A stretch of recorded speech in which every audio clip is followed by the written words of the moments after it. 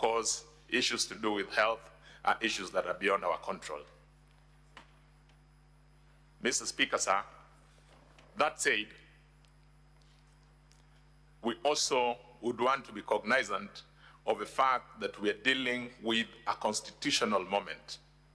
We are dealing with an item whose timelines are prescribed within our Constitution. Mr. Speaker, sir, contrary to what learned senior counsel, Mr. Paul Mwite, would want to persuade this House to believe, the proceedings before this House have not been the subject or have not been transacted pursuant to Article 145(6). Mr. Speaker, sir, on the 9th of October this year, this House did pass a resolution pursuant to the provisions of Article 145(3). Mr. Speaker, sir, pursuant to that resolution, there was a Gazette notice which very clearly indicates that this House was not going to determine that, the matter at hand from a committee perspective, but that the whole House would then be determining the matter. It then follows, Mr. Speaker, sir, that the provisions of Article 145(6) would not be applicable. Mr. Speaker, sir, in the same Gazette notice, you did gazette the 16th and 17th of October to be the days assigned for the hearing and determination of the motion that is before you. That said, Mr. Speaker, sir, we appreciate the place of fair hearing and an opportunity to be accorded the chance and the facilities to be able to defend one's self in a motion such as this. Mr. Speaker, I would want to add that the opportunity to be heard does not have to be oral. The rules of this House permit that parties appearing could elect to be represented, they could elect to come in person, they could file documents. Mr. Speaker, sir, His Excellency, the Deputy President, has participated robustly in the proceedings, both before the National Assembly, where they filed a very, very detailed replying affidavit and a response. Mr. Speaker, sir, if my memory serves me right, let me just make a quick reference. Before the National Assembly, His Excellency, the President, did file a response dated the 8th of October 2024. When the proceedings before this House began, His Excellency, the President, the Deputy President, again filed a very robust response dated the 12th of October 2024. Mr. Speaker, sir, up to this point in time, His Excellency, the Deputy President, together with his team, have had a beautiful opportunity to present their case. They have had an opportunity to cross-examine in great detail all the witnesses that we presented before this House. If anything, Mr. Speaker, sir, if any prejudice were to be occasioned in the course of this, hearing this matter, that prejudice would be on us, because our expectation would be that His Excellency, the President, would be able to attend and avail an opportunity for the National Assembly to cross-examine him.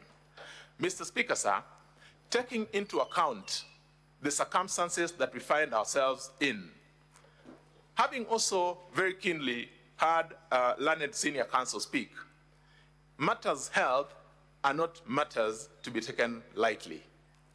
On the same tone, Mr. Speaker, sir, matters held cannot be given timelines. There cannot be certainty that if an adjournment were to be given even for 1 week, then there is clarity and certainty that we'll be able to proceed on that assigned day. Mr. Speaker, sir,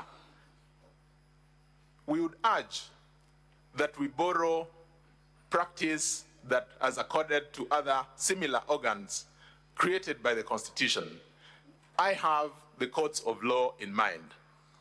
Mr. Speaker, sir, because I earlier on submitted that Article 50 provides for an opportunity, provides for the right to fair hearing, and that fair hearing does not necessarily have to be oral, we have had practice in our Supreme Court.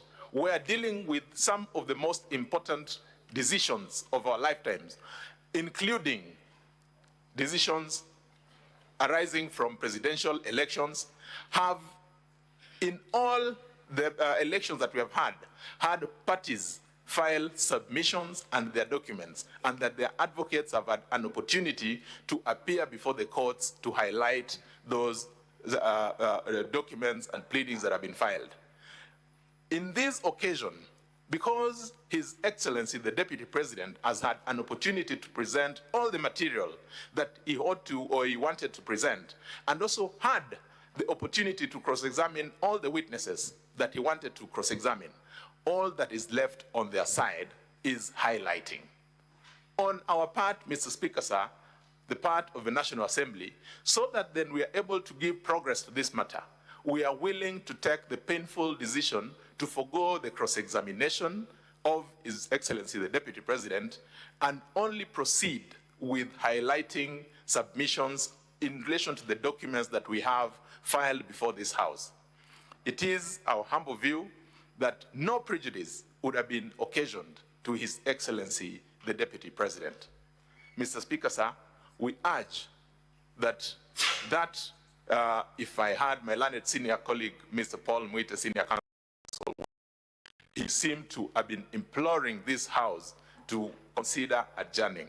Mr. Speaker, sir, let me end by drawing the attention of this court to Rule 12 of the proceedings, the rules governing the proceedings currently underway. Mr. Speaker, sir, Rule 12 of those rules dictates that once the hearing has commenced, it shall proceed up to the end. It does not provide for an option for the House to adjourn.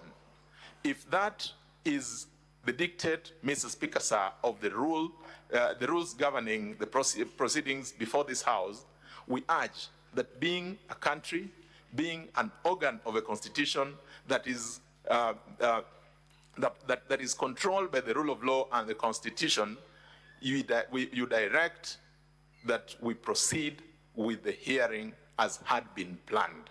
I am most obliged.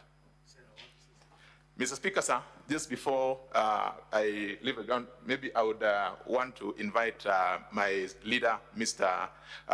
Honorable James Orengo, Senior Counsel, to also just add one word before you give your directions.